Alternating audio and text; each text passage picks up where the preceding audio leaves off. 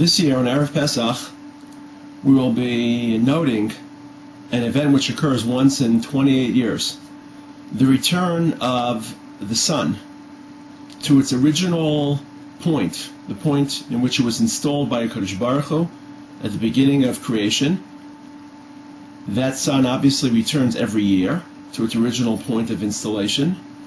The orbit of the Earth around the sun takes 365 days and a quarter. But because of that extra margin, not 365 days even, but an extra 6 hours, so each year the sun returns to its point of origin 6 hours later than the previous year. So after 4 years, the sun returns to its point of origin an entire day later than it did 4 years earlier. And after 28 days, 4 times 7, it makes the full rotation, and it returns to the original point when HaKadosh Baruch Hu created the sun.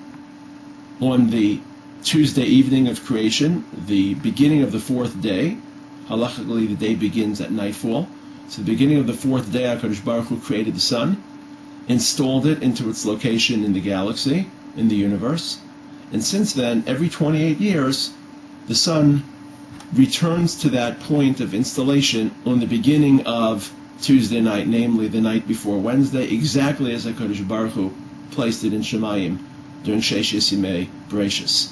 So to note this event, which occurs once in 28 years, we recite the bracha, the Gemara in Brachos, Daf Nun Tesem and Beis, Haroa Hachamah B'Tkufasa, one who witnesses the sun being installed in its original location, its original coordinates, as it were, at the exact same time when HaKadosh Baruch Hu installed it, namely the beginning of Wednesday evening, or Tuesday evening, the night before Wednesday, you recite the bracha, birchat Hashem Elokeinu melech haolam, oseh maaseh bereshis.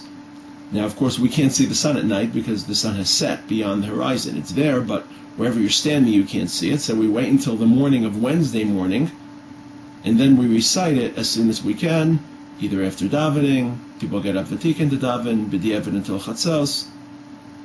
This is obviously a very special event. People are only privileged to fulfill this mitzvah a few times in their lives.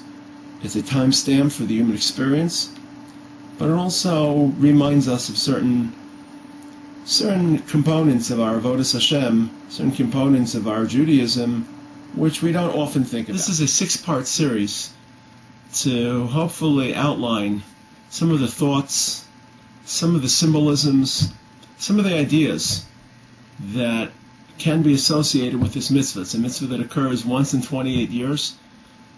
The act of the mitzvah is a very, very flimsy. It's just a bracha. It's a maaseh bereshis. Obviously, bracha isn't flimsy, but there isn't much to do aside from reciting the bracha. There are extra prakim of tehillim which we recite.